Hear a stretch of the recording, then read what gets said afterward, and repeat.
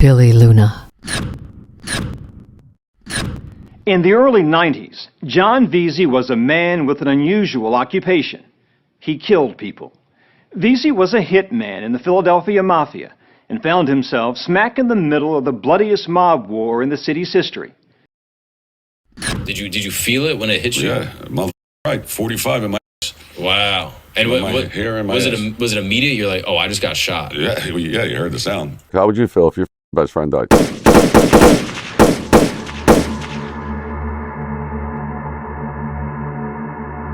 Please subscribe to the Billy Luna channel and like the video. Thank you.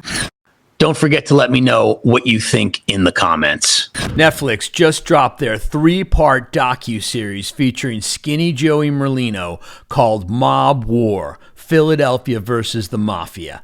In this video, I'm going to give you a full breakdown and reaction. And stay tuned, because I'm going to show you what Netflix was afraid to show you. First, I'm going to give you the full reaction and breakdown, like I said, of the brand new Netflix docuseries. Then at the end of the video, I'm going to tell you if it's worth your time to watch it. But the really big deal is at the end of the video, I'm going to show you an entire documentary about what really went down on the mean streets of South Philadelphia. This is inside information, including footage and events that Netflix was afraid to show you. So stay tuned till the end. But for now, let me start with the breakdown and reaction of what you get in all 3 episodes. As I mentioned before on my channel, I was actually privy to a private screening of all 3 parts of this Netflix docuseries about 2 weeks ago. However, I promised not to drop this video breaking down the whole thing until the day the series was released. And I'm a man of my word, so here we go. All right, so this docuseries is in 3 parts. The first part's called The Head of the Snake. The second part is called Kill, Kill, Kill. And the third part is called Young Turks. So I'm going to go one by one through these parts. The first one deals with like little Nicky Scarfo and the battle for Philly. The second one goes more into John Veasey and John Stanfa in the battle with Merlino beginning. And then the third one is kind of the resolution. And it's like with Stanfa behind bars, a media savvy, skinny Joey Merlino takes control of the city. So in the beginning, we open up and it's the first episode, even though it's got all these different names and it looks like John Veasey comes in episode 2, it opens with John Veasey. He is the primary driving force behind this entire narrative. John Veasey is obviously, he was a hitman for John Stanfa, and he's the guy that shot Joey Merlino. He shot Joey a couple times, and he also unfortunately killed Joey's main man and best friend, Michael Ciancaglini. So the main narrative here is going to come through John Veasey, but they also have other people giving their story. Of course, one of them is John Alite, the former Gambino family associate who had strong ties to John Gotti Jr., and, thus had strong ties to John Gotti Sr. And it's interesting that they have him in here because this guy is actually a Gambino, and he's had, associations with Joey because apparently, New York sent him to deal with Joey in Philly. And, he later went on to form a show, an internet show called The John and Gene Show with Joey's current major internet nemesis, Mean Gene Borello. But it's funny, as I've mentioned before, John Alite seems to get Joey's back a lot in terms of when he, obviously Gene Borello downs Joey, but whenever that's happened, John Alite has kind of gotten Joey's back and said, no, Joey's a real one. But anyway, they have John Alite, which is, a questionable source for a documentary about the Philadelphia mob because he's not really in the Philadelphia mob. So, and then they also have this minor person named Ruth Ann Secchio, who she was kind of a peripheral Philly mob figure, and she kind of comes right out in this first episode and calls Joey a thief. and says that she tells a story that if one of Joey Merlino's guys would fall asleep, Joey would steal their money. So, once again, we got you have to look at who these people are that they're getting to tell the story, and do they have, are they objective or are they subjective? Do they have an axe to grind? All right. So there's a lot of people in this that are rats, Veasey, or John A-Light's also a rat. But then there's this woman who's kind of downing Joey. Then they have a lot of, they have Barry Gross, the federal prosecutor. They have Charlotte Lang. She's a special agent with the FBI. And so basically what they have for the most part is they have rats, and then they have cops. And then they've sprinkled in a couple of people that, would be somewhat, friendly or neutral with Joey. And that would be Georgie Martirano. Now, George, he was kind of a peripheral. They refer to him as an associate of the Philadelphia Mafia in this documentary. And Georgie actually ended up doing a ton of time for cannabis, which was pretty crazy. He did years. And then, of course, in that same camp, they have Angelo Lutz. Now, Fat Angelo Lutz is a friend of Joey's to this day. He's been on Joey's podcast. So you got a little bit of objectivity coming from them, but for the most part, the rest of the people giving their side of the story are either rats or cops.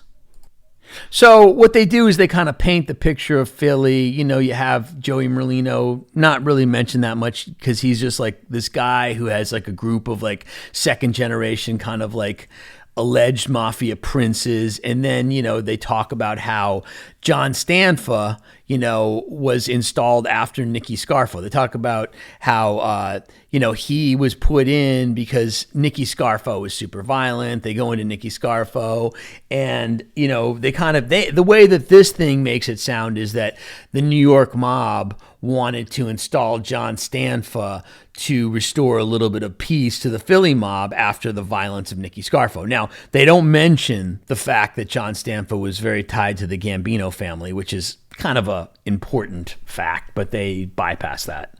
There's a lot of things they skip here. And I mean, granted, in any, large narrative, this is an extremely large narrative, very complex with a lot of figures. It's easy to miss certain things, but they kind of miss a lot. And it's okay. So we'll give you the more analysis at the end. I'll tell you what my opinion is and give the critique of it. So they go into John Stanfa taking power, and then he's kind of butting heads with Joey Merlino. They go a lot into the bugging of Sal Avina's office. Sal Avina is John Stanfa's lawyer, and you get a lot of these recordings where John Stanfa is telling his guys, Battaglia and the other guys, that they're going to kill Joey, and that there's an implication in this thing that later that John Stanfa wants to kill women, children, everything. That's alleged in this documentary. But in Sal Avina's office, one of the more famous recordings they play is when John Stanfa. And it's very hard to understand these recordings. These recordings are barely audible. You can't even really hear them at all, so they subtitle them. But the famous part is when John Stanfa tells his guys, we'll cut skinny Joey Merlino's tongue off, put it in an envelope, put a stamp on it, and send it to his wife. Now, my comment about what I'm seeing so far in episode 1 is that this thing looks good. These kind of large productions from, say, Netflix or HBO always look pretty good. I mean, to be honest with you, behind the scenes, these things, they spend millions of dollars on them. And they have when they show up to shoot little scenes, say interviewing John A-Light, they'll show up with, 18 wheelers and a crew of 40 people. It's pretty insane, which is, in my opinion, a little unnecessary. I could pull something off like that with probably a crew of 3 people. But, but the result of that is that it does look really nice. It's shot very well. The lighting's good. The cinematography is good. You get good editing, good sound editing, good sound. So anyway, so we go on, they get into the bugging of Sal Avina's office, and they do something that they do in these kind of things a lot, which is they kind of try to generate suspense when they're isn't really anything of suspense. Like they're planning the bug, but they almost get caught planning the bug. And oh my gosh, I'm scared. It's like, listen, man, when you're dealing with topics that deal with cowboy mob stuff, and then you try to get suspense by saying, oh my goodness, these agents almost got caught when they were dropping a bug. It's not, I don't know, man. It's very manufactured suspense. I don't feel it. I mean, right from the top of this thing, I figure this is a cops and robbers type of thing. And I'm going to get way more into this analysis later, but I'm going to give you a spoiler alert. Too many cops.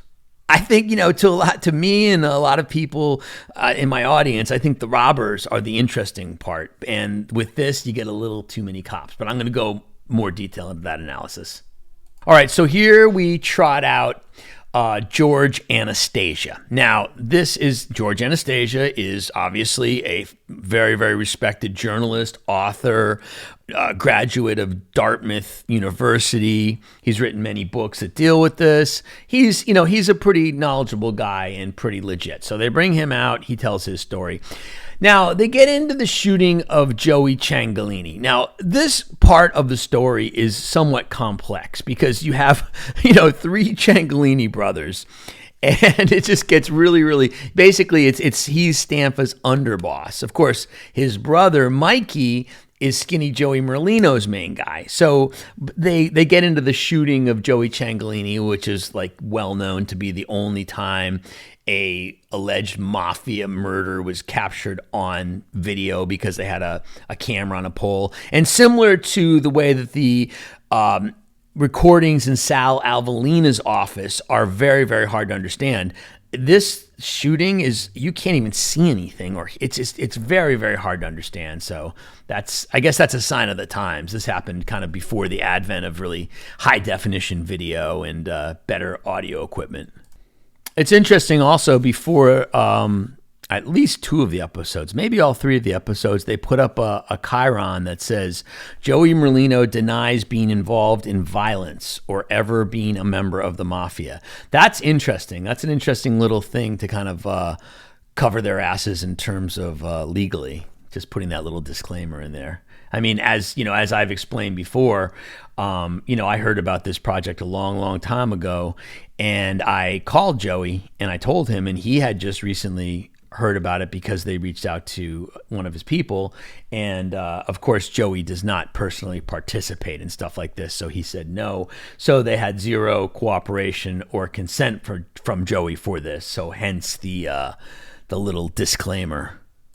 All right, so we're getting into episode 2 of the docuseries, which is called Kill, Kill, Kill.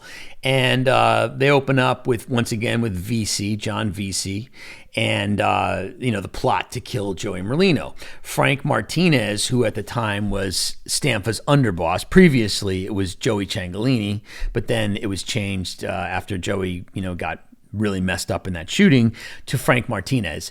He's Stanfa's underboss, and he offers Veasey $10,000 to shoot Joey.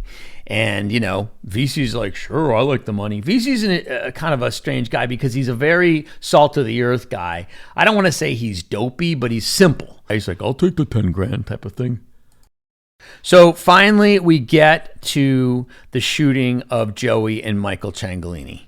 Basically, John Veasey and Stanfa button man Phil Coletti, they're kind of stalking around Philly looking for Joey and all of his people.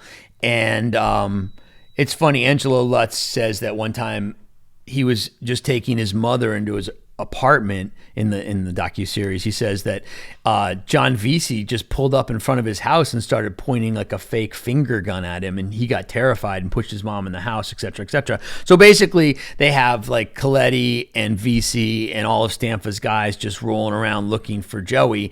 And they then get to the point where they get to the shooting. And I will say what I'm feeling from this docuseries, and once again, I'm going to reserve my overall judgment about it and tell you whether you should waste your time on it till the end. But I will say it's feeling very repetitious. You know, each of these episodes, first episode is 42 minutes long, the second episode is 48 minutes long, and the third episode is 47 minutes long. But they're feeling very repetitious. I'm kind of getting that. And then, of course, right at this point, they trot out Dave Schratweiser to do an interview. Because I think that Dave Schratweiser and George Anastasia were very, very behind the kind of research aspect and the factual aspect of this whole production. And, obviously, Joey doesn't like Dave Schratweiser. Skinny Joey Merlino doesn't like Dave Schratweiser. He refers to him as Dave Ratweiser. So, that's how we do. That's what we get there. We get the killing of Joey and Michael. I mean, the killing of Michael, rather, the shooting of Joey. And then episode 3 comes around, the Young Turks. And we open this kind of with interview with Dave Schratweiser. And with this, they get into Big Ron Previty a lot. Now, Big Ron Previty was a Philadelphia cop, turned bad. And he's, kind of this big, huge, fat guy. And, he, of course, becomes a big rat. And so they talk about how when Joey met him, Joey bought Big Ron a Rolex watch as a gift. And they go into this story about how Big Ron Previty becomes a snitch. And then they have this one story they kind of tell where he's all wired up. He's a big fat guy, and he's wearing like a wire taped all to him. And back in those days, those recording devices were somewhat cumbersome, and he's a big fat guy and he's wearing this thing. So he goes to meet Joey and he's going to record the conversation.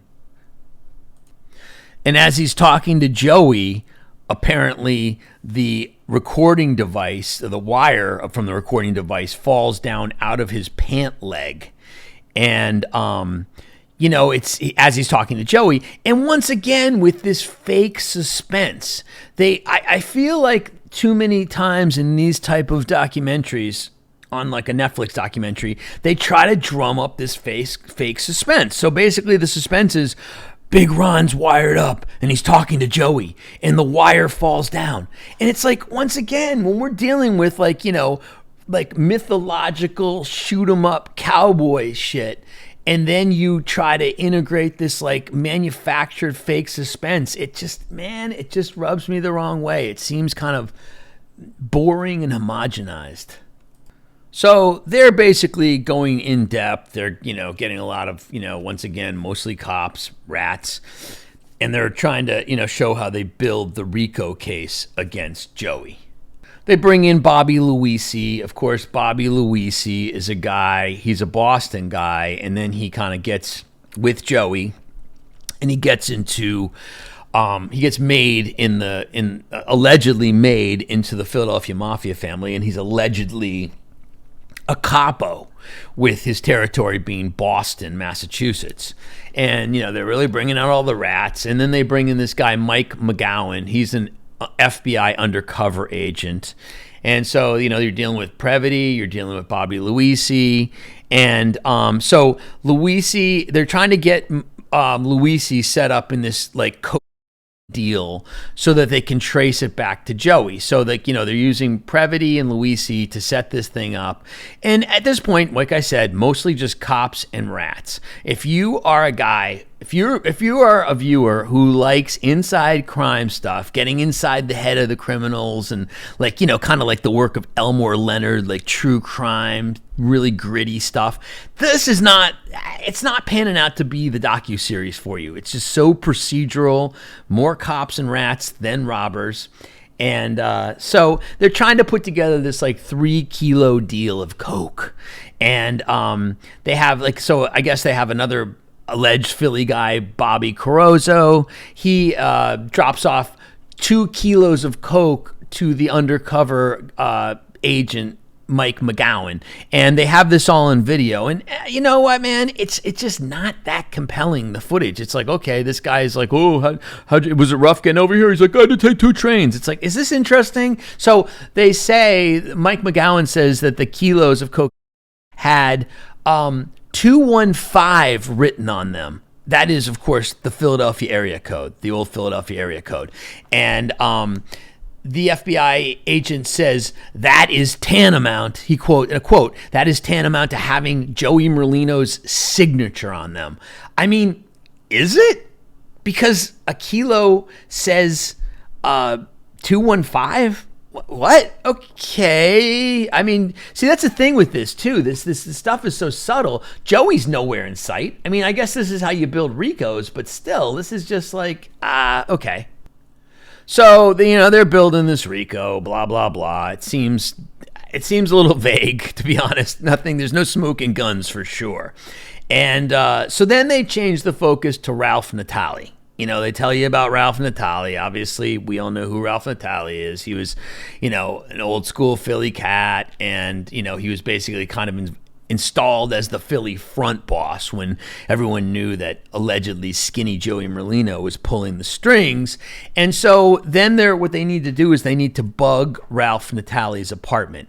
And once again, we get this fake drummed up suspense when they have to go in to bug Ralph's apartment. Like, Ralph's cat almost escapes, his house cat, and they can't let that happen. And then they find out Ralph is on his way home, and they've got to bug it before he gets home. And it's just like, it's this fake suspense. You know what it kind of reminds me of, just as a total side note, the book Mafia Prince that about Phil Leonetti. At the end of that book, they have this whole chapter where it's like this drummed up suspense. Like, they try to make it seem like someone's coming to whack Phil Leonetti, but it's really just like the performer at his child's birthday party, like the clown or performer or whatever. And it's just like, man, I'll tell you something, just for a tip for writers. Don't drum up suspense when it's not there. It comes off as, unfortunately, boring. And in my opinion, boring is the worst. I mean, boring's worse than straight up bad. Just don't ever be boring. Anyway, that's digression. I'm the king of digression, but back to the story. So anyway, they pop Ralph Natale on drug charges. I'm not going to say it. I want to get demonetized, but it's the kind of stuff that makes you go real fast from the TV show Breaking Bad. And they flip him. He becomes a rat. Then they flip Bobby Luisi, So they show some footage of like Bobby Luisi with the undercover FBI agent. And it's like, we've got to get Luisi to pick up a kilo. And it's just, I don't know, man. It's not that suspenseful. I don't feel like there's that much at stake, or I don't feel real suspense. So it's just, and also this is all to get Joey, and it's so vague and so distant from Joey. Joey's nowhere in sight. It just feels weird. So, they pop everybody, then they arrest Joey, and they have the big trial. And this is one of Joey's big trial. And then in 2011, Joey gets a 14-year sentence. They can't get him. They try to get him on murder charges, attempted murder charges, and drug charges. And that was what they really wanted. They didn't get him on anything. They got him on racketeering. So Joey gets 14 years, and he ends up serving 11 of it. All right, now I'm going to get to my summation of this whole thing. I'm going to give you my, overall summation and tell you whether you need to watch this.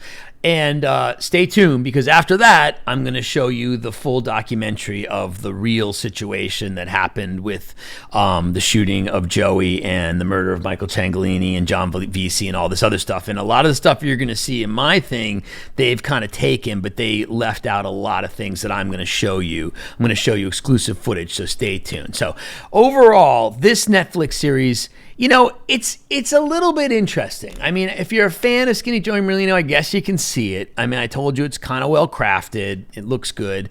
But, if you're a true crime fan who likes true crime from an inside perspective, from the mind of the criminal, from the inside the caper, if you like that kind of thing, like I said, I had mentioned before, the great crime writer Elmore Leonard.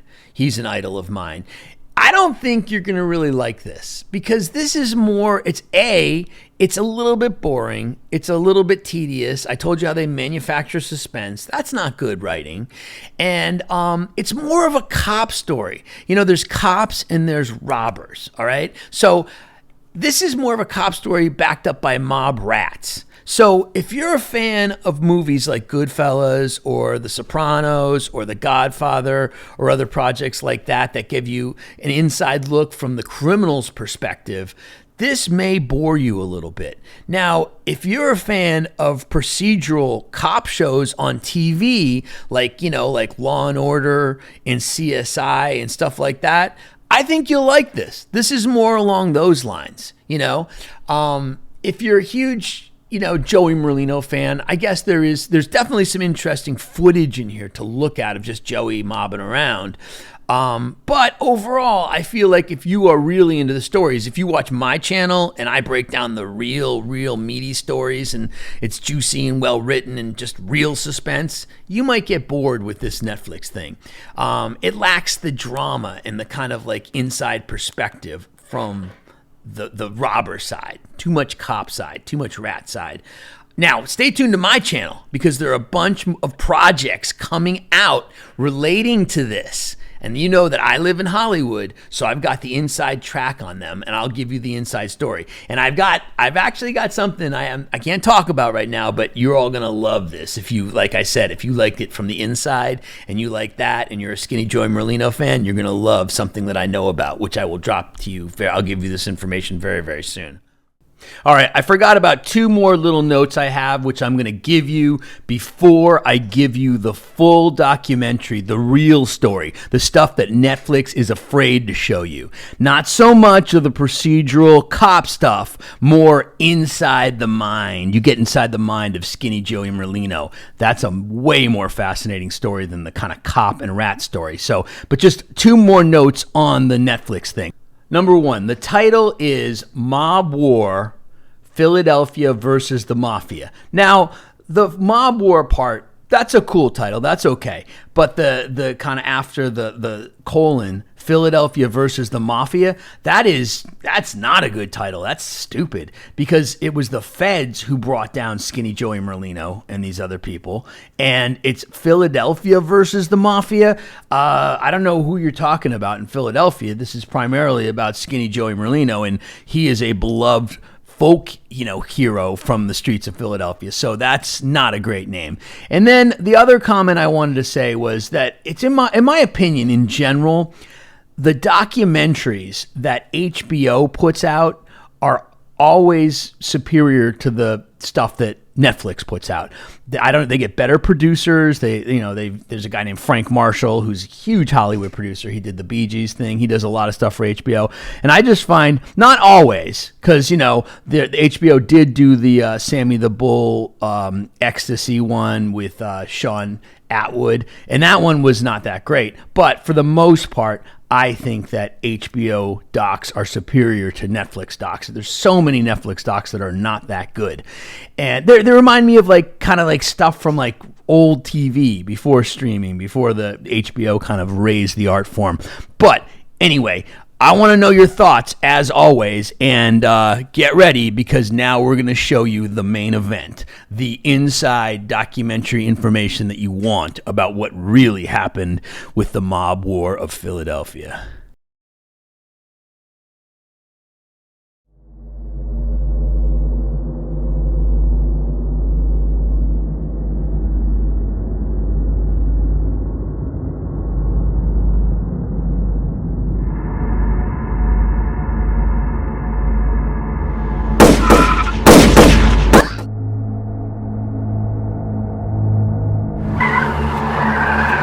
Did you feel it when it hit you? Yeah, right. 45 in my ass. Wow. And My hair in my was ass. it immediate? You're like, oh, I just got shot. Yeah, you heard the sound. How would you feel if your best friend died? John Veasey's first hit was in broad daylight. The targets? Rival mob boss Joey Merlino and his top lieutenant Michael Ciancaglini. Veasey and a partner drove up on the pair, hit the brakes, and opened fire. Hey, you! Call an ambulance!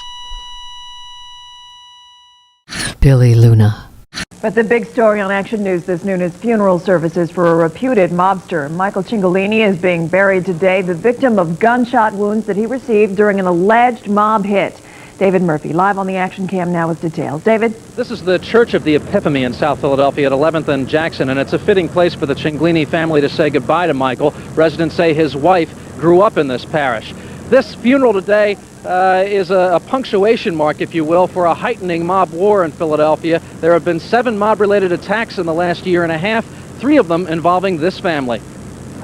The morning began with a viewing for 31-year-old Michael Cingolini at a funeral home on South Broad Street. Most of the 75 to 100 people who showed up weren't talking to reporters. The few who were basically said, "A wonderful father." But the Pennsylvania Crime Commission says this husband and father of 3 was also involved in a faction of the Philadelphia mob. Cingolini and another man, 31-year-old reputed mobster Joseph Merlino, were ambushed last Thursday in the 600 block of Catherine Street in South Philadelphia by 2 gunmen. The assassin's getaway car was found burning a short time later. Several people have been questioned. There have been no arrests. Merlino, who escorted Cingolini's widow from the funeral mass, escaped serious injury during the attack. A year and a half ago, Michael Cingolini was ambushed outside his South Philadelphia house.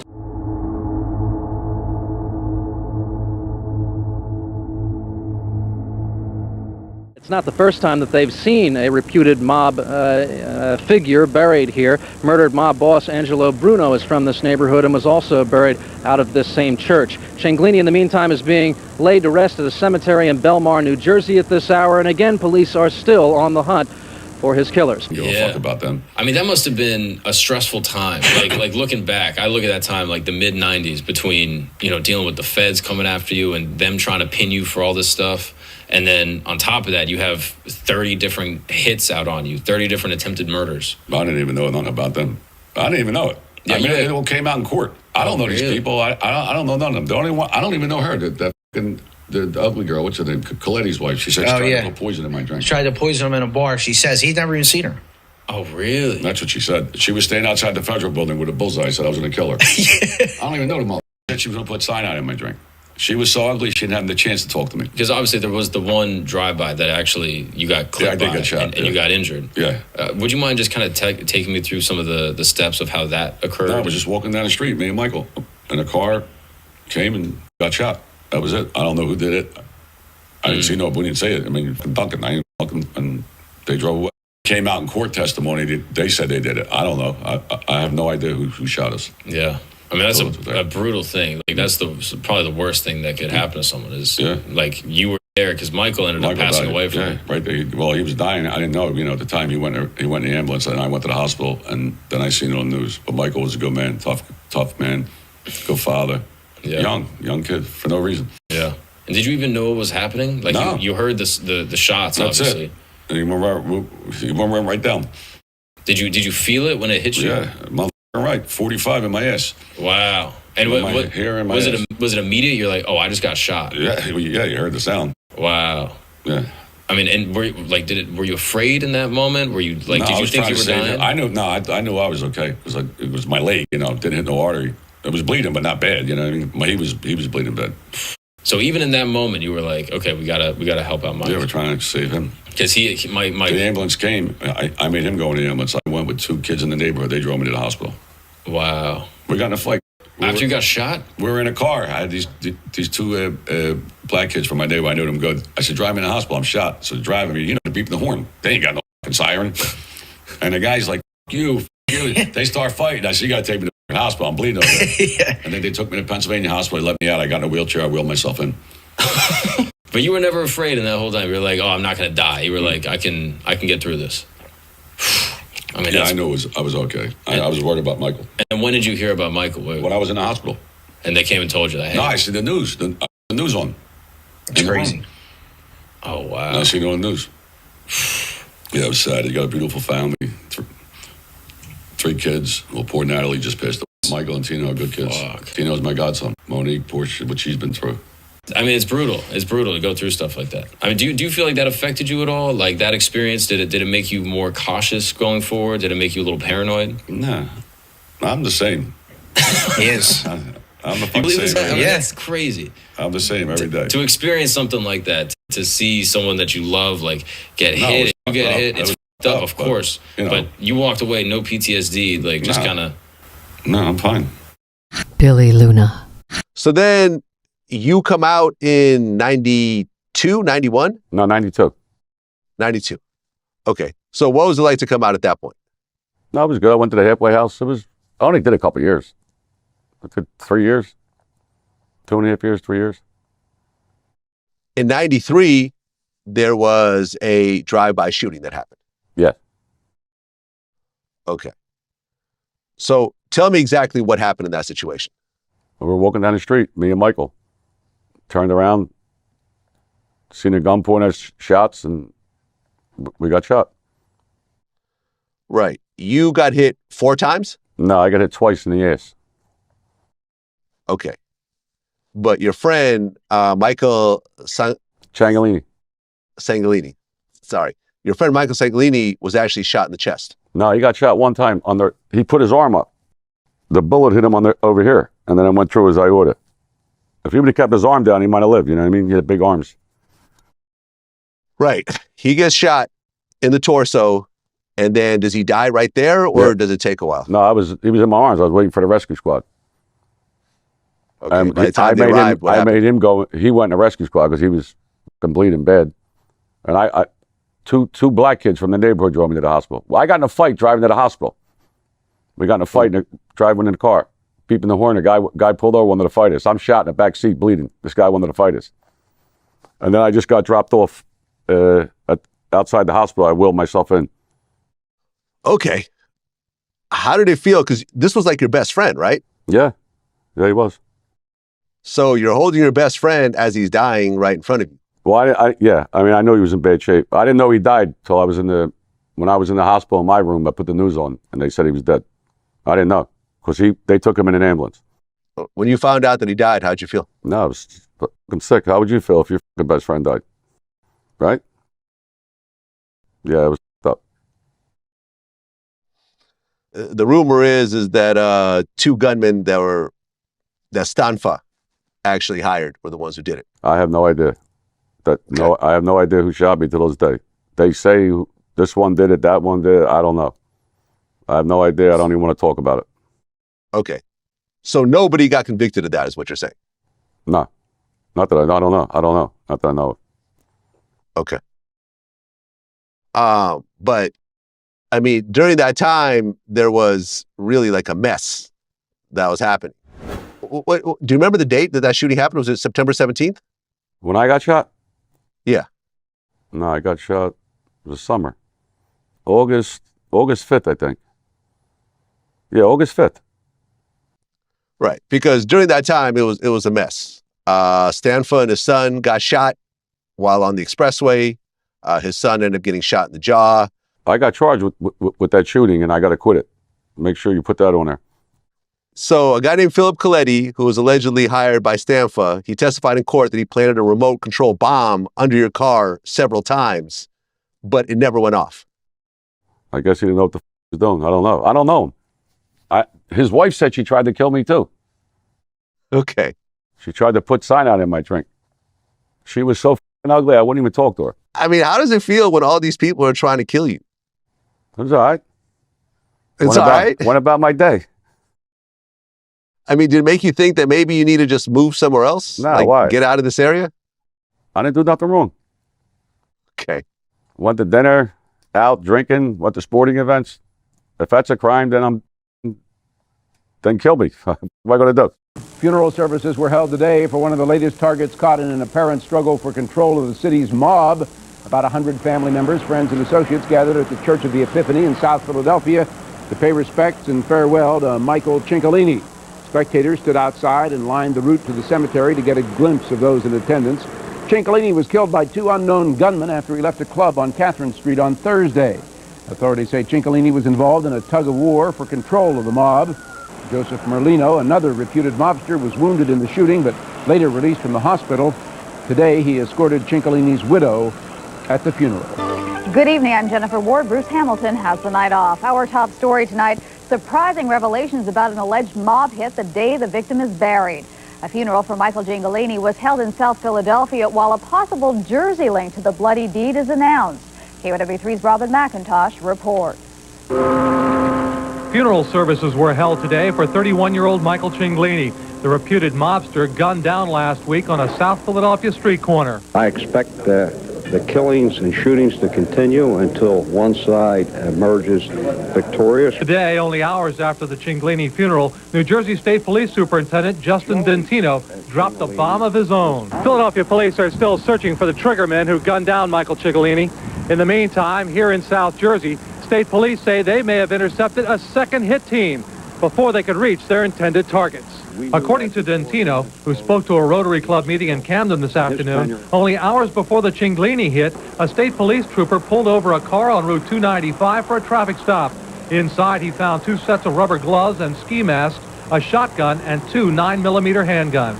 While they were not loaded, there was clips with Teflon-coated hollow point bullets that can pierce a bulletproof vest. Arrested were the driver, 25-year-old Herbert Keller of Ben Salem, Bucks County, and his passenger, 27-year-old Sergio Battaglia.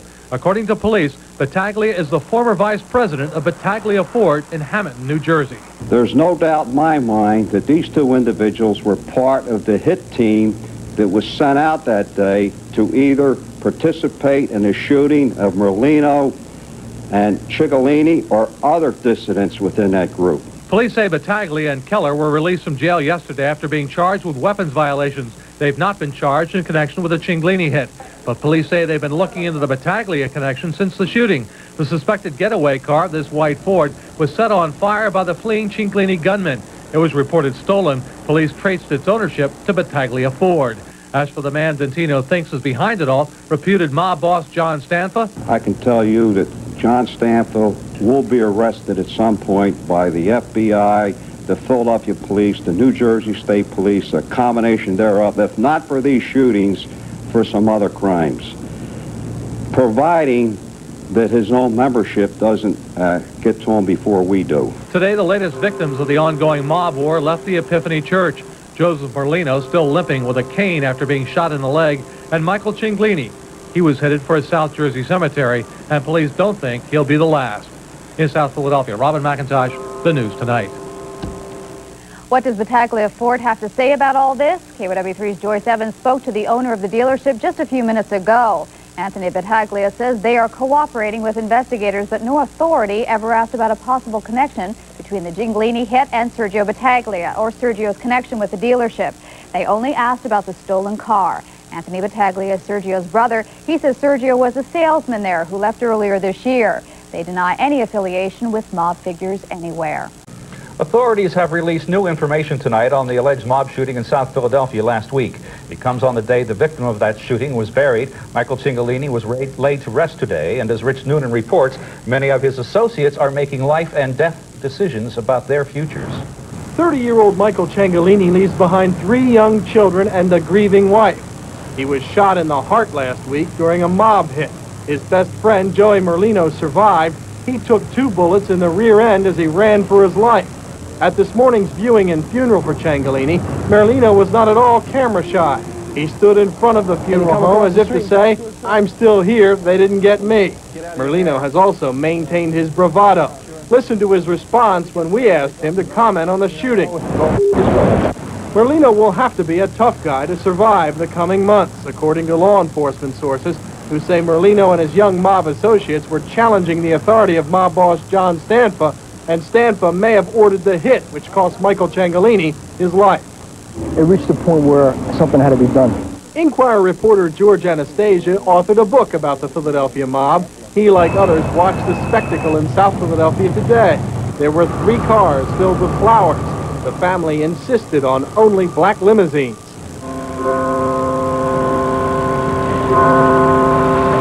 And the Church of the Epiphany at 11th and Jackson. It's the same place of worship where former mob boss Angelo Bruno was eulogized in 1980. The Bruno killing by the Scarfo faction of the mob set off a bloody mob war. Watching Joey Merlino run the show today, one couldn't help but wonder if another war is coming. It's a lot, I think, a lot like in 1980 after Bruno got hit and nobody knew where the shots were coming from and where the next shots were going to come from. And I think you can draw some similarities there. Law enforcement officials say the future of the Philadelphia mob will be more clear the next time mafia hitmen strike. Tonight, mob leader John Stanfa may be looking over his shoulder, and his young rival Joey Merlino may find out just how much support he really has. Law enforcement officials hope some innocent person isn't caught in the middle when the bullets start flying the next time. In South Philadelphia, Rich Noonan, the 10 o'clock news. New Jersey State Police say organized crime boss John Stanfa of Medford was behind the alleged mob hit of Michael Cingolini, and a former South Jersey car salesman was also in on the plot. Steve Coleman has the latest. It is this car that provides the link in the latest development in the Cingolini murder investigation. Police say this was the getaway vehicle used by two gunmen who later set it on fire. And according to New Jersey State Police Superintendent Justin Dentino, they were acting under the orders of reputed mafia kingpin John Stanfa. Today, they announced they had arrested 26-year-old Sergio Battaglia and Herbert Keller on weapons charges while they were traveling down Interstate 295. That happened on Thursday. Battaglia is the brother of the man who owns this Ford dealership in Hamilton, New Jersey, where employees say that any connection between the mob and the Ford dealership is ludicrous. And any implication Mr. Battaglia would have any, Tony Battaglia would have any kind of connections with anyone who knows him or has been here would be ludicrous. We wouldn't have been struggling and working as hard as we have. But it is this dealership from where the Ford originally came from. It had been loaned to a Battaglia Ford customer. On Thursday, the day of the murder, the man reported it stolen in Philadelphia. Tonight, officials at Battaglia Ford want to make it clear that the relationship between Sergio Battaglia and his brother's dealership was a short-lived one. Contrary to the state police, they say Sergio was never a vice president here, but a salesman, and that for only a brief time. Nonetheless, the news of his arrest and his possible connection to the murder of Michael Cingolini hit this dealership like a shockwave. I think he's a decent young man from my experience with him, and we're all very shocked and surprised at the allegation. Police theorize that Sergio Battaglia and Herbert Keller were a backup team to the two men who assassinated Michael Cingolini and wounded Joe Merlino. If that is true, then the arrest of Battaglia on Thursday on weapons charges may have been the only thing preventing the former car salesman from taking part in a murder. Tonight, police say there will be more arrests in this case, and that the South Jersey connections revealed today are only the tip of the iceberg. In Hamilton, New Jersey, Steve Coleman, the 10 o'clock news. John Veasey's first hit was in broad daylight. The targets? Rival mob boss Joey Merlino and his top lieutenant Michael Cingolini. Veasey and a partner drove up on the pair, hit the brakes, and opened fire. In the early 90s, John Veasey was a man with an unusual occupation. He killed people. Veasey was a hitman in the Philadelphia Mafia and found himself smack in the middle of the bloodiest mob war in the city's history. As is often the case with hitmen, Veasey's career was a short one. When he learned his own crew might want to kill him, he became a government witness, a rat. His testimony helped send 24 wise guys to prison, some for the rest of their lives. And the Philly mob would never be the same. Today, the one-time killer is a free man, living under an assumed name somewhere in America. We've agreed not to divulge exactly where. He's married, has a good job, and says he's found God. But back in his old South Philadelphia neighborhood, not everyone believes John Veasey's story of redemption. They say he's still the same low-life thug he was 20 years ago, when the mob made him an offer he couldn't refuse. In 1993, you were an ex-con, a laborer, and a guy walks up to you and offers you $10,000 to do what? Kill a guy. Were you interested? I just said, yeah, where's the gun? That casual? Yeah, he said, take some time to think about it. I said, just take some time to get me the gun and let's get it done. That's how it was for John Veasey, one bad choice after another. He grew up in the mostly Italian neighborhood of South Philadelphia, home to the city's underworld. He was the youngest of 5. His mother sold crystal meth out of her family's bakery. By his mid-teens, John was a junkie and the father of 2. By his late 20s, he had been arrested more than 60 times. He says he never aspired to join the mob, but the promise of a big payday got his attention. I mean, you get $10,000 and you never have no money. They're offering money to take somebody's life. But my question to that is real simple. How many poor people are being offered $10,000 to kill somebody? But that's not an economic issue. That's a moral issue. It's moral if you have morals. You had no morals. Correct. None. In the early 90s, the Philadelphia mob was at war. Blood and body bags routine. On one side was a group of older, Sicilian-born wise guys led by John Stanfa. On the other, younger American mobsters headed by Joey Merlino. For 30 years, George Anastasia covered the mob for the Philadelphia Inquirer. He says a young, streetwise thug like Veasey was the kind of muscle John Stanfa needed. Stanfa was getting an enforcer. Stanfa was getting a guy who wasn't afraid to go out there and bust heads. He was getting a guy who would go out and collect money, who would go out and intimidate people, and who would go out and kill people if he was ordered to do so. John Veasey's first hit was in broad daylight. The targets?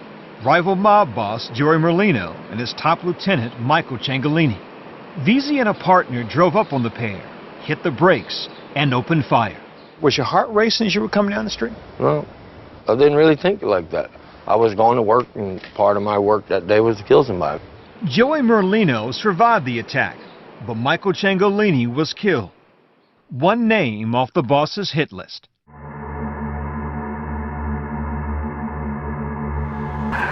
How many names on the list? 25, 35, maybe. If you see one of the guys on this list on the street, you take him out. Yeah. Veasey's star was rising. He was summoned to this Philadelphia hotel to become a made member of the mob. But the sacred ceremony was the last thing on his mind.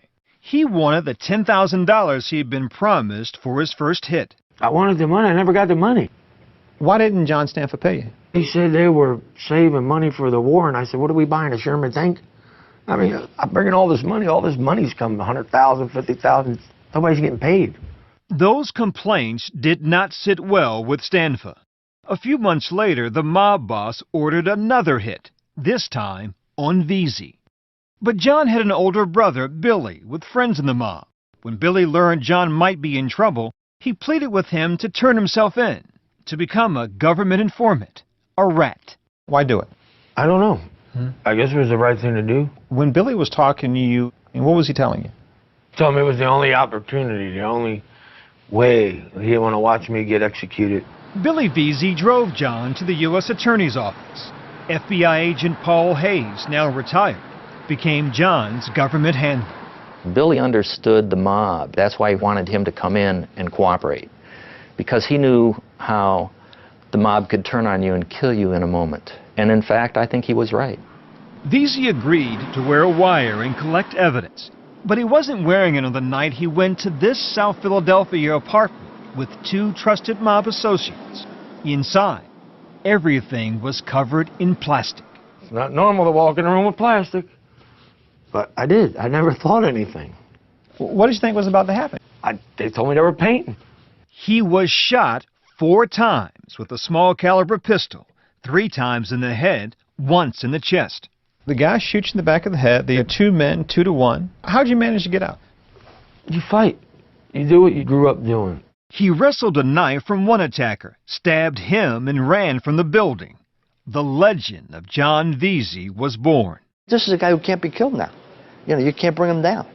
And it enhances that whole reputation as a tough guy. John Veasey should have been dead that night, and he wasn't. How do you explain that? Poor equipment. They should have had a better gun, a bigger gun. I don't know. Maybe it's destiny. Maybe this is supposed to happen. John Stanfa and 23 members of his crew were indicted on charges including murder and racketeering. Veasey's appearance at their trial as a government witness was eagerly anticipated. But on the morning he was to testify, he was approached by FBI agent Paul Hayes. And I said, John, I have something to tell you. Your brother was murdered in a hit. And John crumbled to the floor. Billy had been ambushed in his car not far from his home. 5 days later, John took the stand, giving jurors an unvarnished account of life in the mob. He was a highly effective witness.